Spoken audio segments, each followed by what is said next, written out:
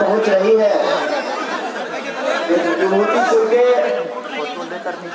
समस्तीपुर के और आसपास के इलाके से आए हुए आप सभी आदरणीय बुजुर्गों का, माताओं बहनों का, किसान मजदूर भाइयों का, नौजवान दोस्तों का, दुकानदार साथियों का, ठेला रिक्शा चलाने वाले मेहनत कश लोगों का, मेहनत मजदूरी करके खून पसीना बहा करके अपने परिवार का भरण पोषण करने वाले आप तमाम नागरिकों का क्रांतिकारी इस्तकबाल करता हूँ। आपका हाथ दोस्तों, सबसे पहले आप तमाम लोगों को एक जानकारी मिली होगी कि कल आधी रात को मुंगेर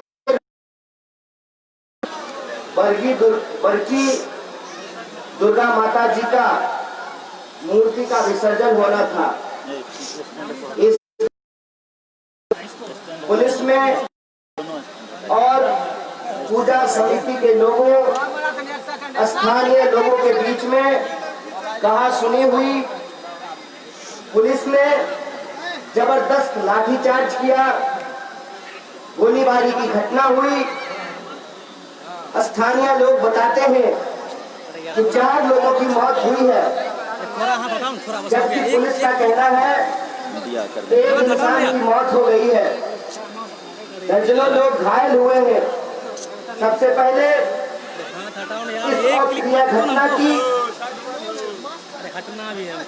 जो बर्बर सरकार को ये चेतावनी देता हूँ, संभल जाइए, संभल जाइए। नागरिकों के ऊपर इस तरीके का बर्बर हमला हम बर्दाश्त नहीं करने वाले हैं। और इस महागठबंधन में शामिल आप तमाम पार्टी के नेतागण, आपसे भी मैं आग्रह करता हूं कि ये सवाल हम लोगों को बहुत मजबूती से उठाने की जरूरत है। ये जो नागरिकों के ऊपर गोली चलाई गई है, इसकी न्यायिक जांच हो।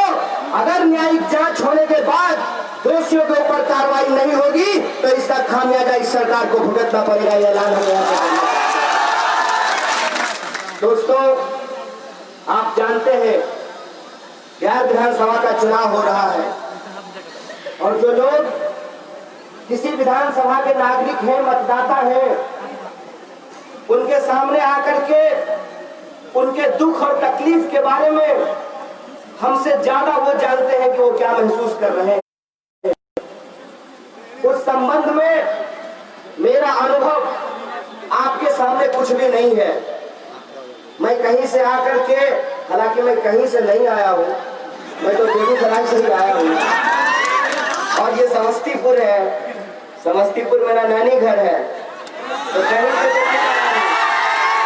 लेकिन मैं ये कहना चाहता हूं कि आप अपने जीवन के बारे में हमसे बेहतर जानते हैं। कहते हैं ना कि किसी महिला को प्रसव पीड़ा के बारे में ज्ञान नहीं देना चाहिए और जनता को उनके तकलीफों के बारे में ज्ञान नहीं देना चाहिए। वो बखूबी जानते हैं कि उनके साथ क्या हो रहा है, वो बखूबी जानते हैं कि उनके जीवन की सच्चाई की क्या है। प्रश्न ये है कि इन समस्याओं से हमको निजात कैसे मिलेगी और उस निजात के लिए सबसे पहला कदम जो होना चाहिए, वो पहला कदम हम तमाम राजनीतिक दल के लोगों ने ली है, उसकी पहल हमने की है। और इसका उदाहरण ये है कि 2020 के बिहार विधानसभा चुनाव में 5 पार्टियों का एक गठबंधन तैयार किया गया है और इस गठबंधन का एकमात्र उद्देश्य है कि हम बिहार में बदलाव चाहते हैं। आए हुए इसमें उपस्थित राष्ट्रीय जनता दल के नेतागण,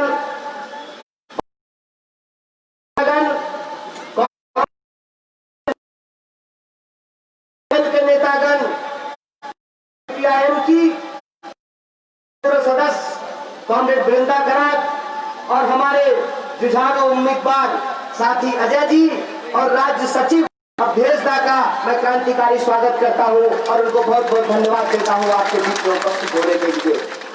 दोस्तों, 3-4 महत्वपूर्ण के लोगों से पूछा जा रहा है। पहली बात तो ये कि कई लोग ये सवाल कर रहे हैं का बंटवारा बराबर क्यों नहीं हुआ है। देखिए, जो अनुभवहीन लोग होते हैं उनको यह सब बात समझ में नहीं आती है। बताइए, 5 हो जाएगा तो इससे हम लोग खेती कर पाएंगे? जो काम अंगूठा का है वो काम कानी उंगली नहीं कर सकती है, और जो काम बीच वाली उंगली का है वो काम दूसरी उंगली नहीं कर सकती है। सवाल संख्या का नहीं है, सवाल नंबर का नहीं है, सवाल उस कोशिश का है जिससे हम बिहार का सूरत हाल बदलना चाहते हैं। उसके लिए हमने ये संकल्प लिया। कई लोग कहते हैं कि संख्या बहुत कम है, तो एक बात बताइए, किसी भी मंजिल को पाने के लिए पहला कदम तो उठाना पड़ेगा ना। क्या बाबू, बिना कदम उठाए हम लोग मंजिल तक पहुंच सकते हैं? और एक एक ईंट को जोड़ करके ही घर बनता है ना। तो अगर बिहार विधानसभा में आप चाहते हैं कि बदलाव हो, और ये बदलाव ये समझ लीजिए, एक एक उम्मीदवार को आपको जिताने की जिम्मेवारी अपने कंधे पे लेना पड़ेगा। और आपको ये नहीं देखना होगा कि कौन उम्मीदवार किस पार्टी से है, कौन उम्मीदवार का चिन्ह कौन सा है, कौन का संगठन कौन सा है, और कौन उम्मीदवार का झंडा कौन सा है। आपको ये देखना पड़ेगा कि ये 5 पार्टियों का गठबंधन है। ये 5 उंगलियां जब अलग अलग होती हैं तो पंजा होता है, और जब इसको हम मिला देते हैं तो ये मुट्ठी हो जाती है। हमको बनाने की जरूरत है, और ये मुकम्मल एकता हम क्यों चाहते हैं? ये मुकम्मल एकता हम इसलिए चाहते हैं कि सवाल अपने कैरियर और अपनी महत्वाकांक्षा का नहीं है। सवाल सिर्फ इस बात का नहीं है कि कुछ सांसदीय और कुछ विधायकी का सीट जीत जाया जाए। आप में से सारे लोग इस बात को जानते हैं। अपने अपने दिल पे हाथ रख करके सोचिए, सरकार तो बनती बिगड़ती रहती है ना, चुनाव तो होते रहता है ना, लेकिन सरकार अगर सिर्फ बनती बिगड़ती रहे, चुनाव होते रहे, काम चलने वाला नहीं है। हमको एक ऐसी सरकार चुनना होगा जो जात पात से ऊपर उठकर, जो धर्म के झगड़ों से ऊपर उठकर हमारा निश्चित करता हो, उसको सुरक्षित करता हो। हमको उसे सरकार की जरूरत है। वो आपको ये बात बताएंगे कि सालों बाद बिहार विधानसभा चुनाव में जात की नहीं, रोजगार की बात हो रही है। ये बात उनसे पूछ लीजिएगा।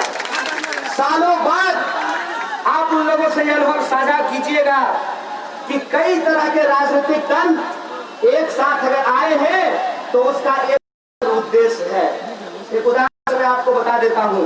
खेती किसानी का ये इलाका है, बड़ो बूढ़ा हो जाए तो खेत जोतवा पार लगे छे तोरा, तो नीतीश जी कुमार धोइए ले। अरे बुजुर्ग लोगों की प्रतिष्ठा हम लोगों को करनी चाहिए, उनका इज्जत करना चाहिए, उनका सम्मान करना चाहिए। लेकिन बियाह शादी तो दुल्हा जवान हो, बुढ़ा लोग तो दुल्हा बनाए तो बहुत बराती सोबत है। और माँ बहने यहाँ पे बैठी हुई है।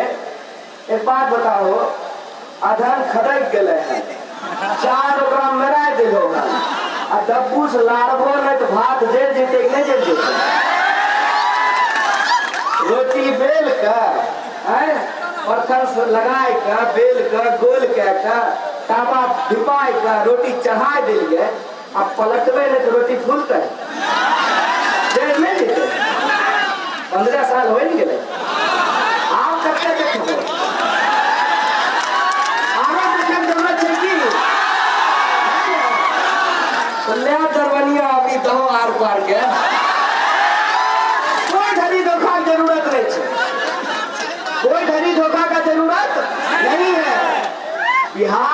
एक खासियत है, जब भी हम लोग किसी को दिल से लगाते हैं ना तो भरपूर लगाते हैं, और मौका भी देते हैं तो भरपूर देते हैं। तो 15 साल दिए, अब हो गया, अब दूसरे को देते हैं। बदलाव होना चाहिए कि नहीं होना चाहिए? आप उठा करके बोलिए, सरकार बदलनी चाहिए कि नहीं बदलनी चाहिए? तो इससे अच्छा मौका मिलेगा। हमारे यहाँ बेगूसराय में इतना एक गाना गाता है कि फिर आया वो वक्त पुराना, सबको सबक सिखाएंगे, और जो निशान आपके सामने में हो महागठबंधन का, उसी पे बटन दबा करके अपने प्रत्याशी को जिताएंगे।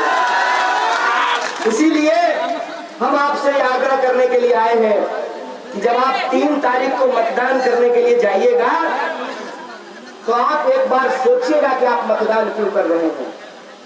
आप मतदान कीजिएगा पलायन के पुलिस के चमकाए दे छे, वो टूटल चप्पल अपना घर में पहनने रहे छे, पीना चाहिए नहीं पीना चाहिए। ये सब का अनाज भी बाप बेटा काबिल नहीं छिए। बिहार की जनता में ये क्षमता है, और मैं आपको ये बताना चाहता हूँ, यहाँ पे कॉमरेड वृंदा करात बैठी हुई है। केरल भारत का सबसे साक्षर राज्य है, 100% लोग वहाँ पे साक्षर हैं। लेकिन आपको पता है कि केरल में इस बार कौन टॉप किया है? बिहार की एक लड़की करके टॉप कर रही है।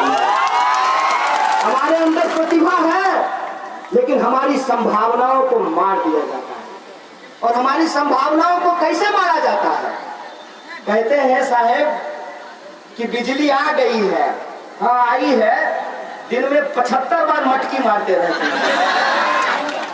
लगातार कितना देर बिजली रहती है?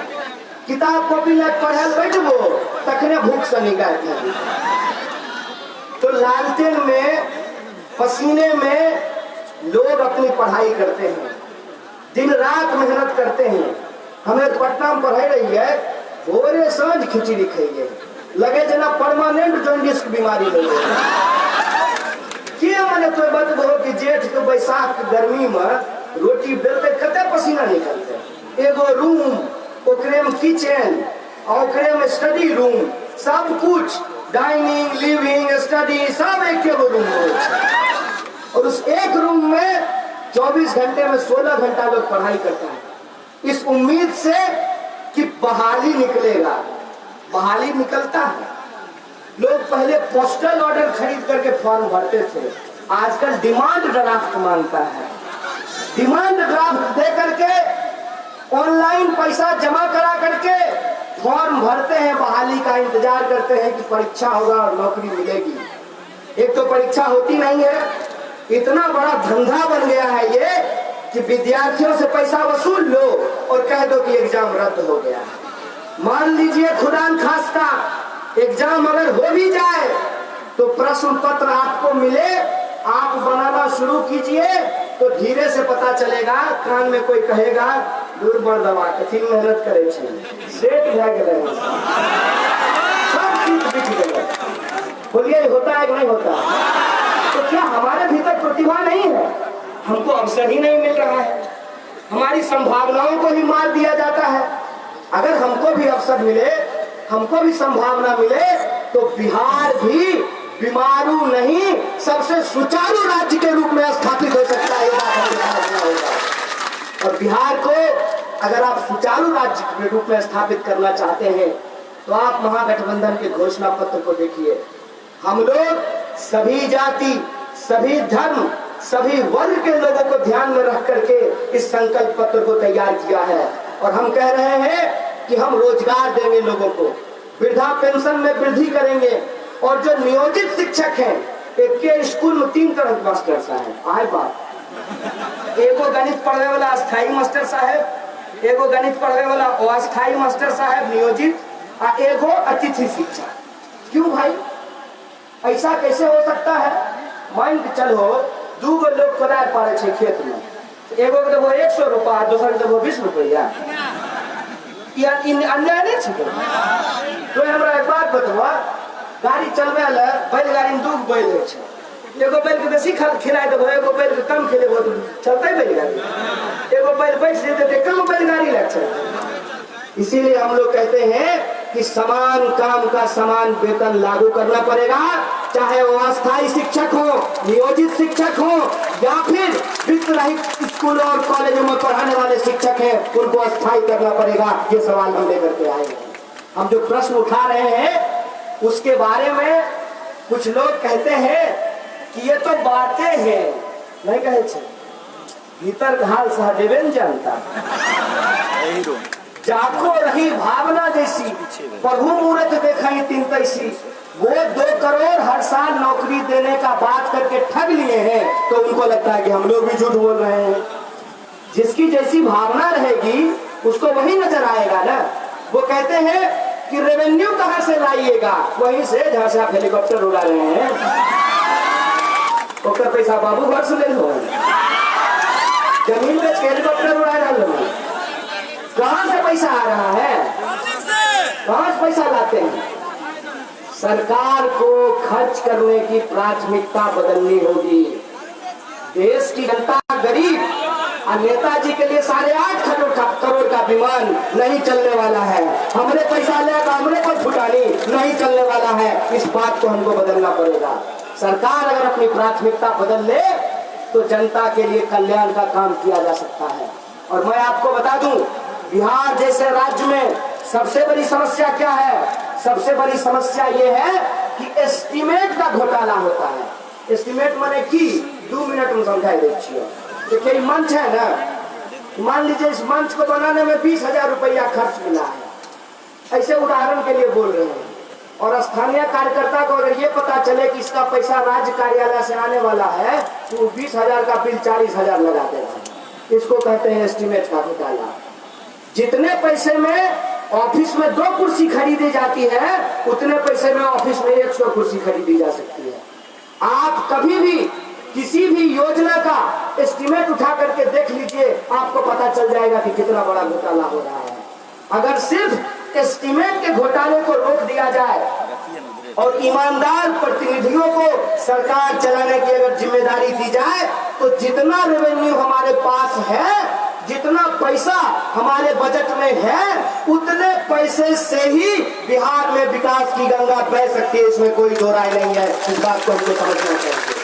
और रही बात कि आप 100% बजट यूज भी नहीं करते हैं, आप हमारा ज्यादा से ज्यादा बजट का जो पैसा है उसको वापस कर देते हैं, तो ये जो पैसे का बहाना है, ये बहाना है। नहीं कैसे लोग नाचना सरकार तो दूसरा दुर्ची दुर्ची कह रहे थे भाई साहब। और आप तमाम कहना चाहता हूं कि जुमलेबाजी, बकवास बहुत कुछ हो चुका है। बिहार की जनता के सामने ये एक बहुत बड़ा अवसर है कि अगर वो चाहे तो बिहार में बदलाव करें। और बिहार में बदलाव करना इसलिए जरूरी है कि पूरी दुनिया में नौजवानों के सामने धारण कर चुका है। आपने कोरोना महामारी की समस्याओं को झेला है, लेकिन इस कोरोना महामारी से भी ज्यादा खतरनाक बीमारी बेकारी की समस्या। इस बात को हमको समझना पड़ेगा। और अगर हम इन समस्याओं पे रोक लगाना चाहते हैं, अगर हम चाहते हैं कि नौजवानों को रोजगार मिले, अगर हम चाहते हैं कि मजदूरों को सही मजदूरी मिले, अगर हम चाहते हैं कि किसानों को उनके फसल का दाम मिले, अगर हम चाहते हैं कि पलायन रुके और इस समाज में रहने वाले हर धर्म और जाति के लोगों को बराबर का आत्मसम्मान मिले, तो आपको ये ठानना पड़ेगा, जन जन को ये ठानना पड़ेगा और महागठबंधन को अपना समर्थन दे करके इस सरकार को बदलना पड़ेगा। ये संकल्प आप तमाम लोगों को लेना होगा। बोलिए संकल्प लेते हैं कि नहीं लेते हैं? सब लोग मिलकर के सरकार बदलेंगे। तो जन जन ने ये ठाना है, नया बिहार बनाना है, महागठबंधन को जिताना है। इसी बात के साथ मैं आप तमाम लोगों से यह अपील करते हुए कि अगर मतदाता ही कार्यकर्ता बन जाए और जो सुधीजन, जो नागरिक इस सभा में उपस्थित है, अगर इनका यह जोश, इनका यह समर्थन, इनकी यह योग्यता अगर 3 तारीख को बूथ पर भी दिखाई दे, तो हमको पक्का भरोसा है कि विभूतिपुर का भविष्य बदलने वाला है, बिहार का भविष्य बदलने वाला है। इसी आशा और विश्वास के साथ शुक्रिया। इनकलाब जिंदाबाद, हमारी एकता जिंदाबाद।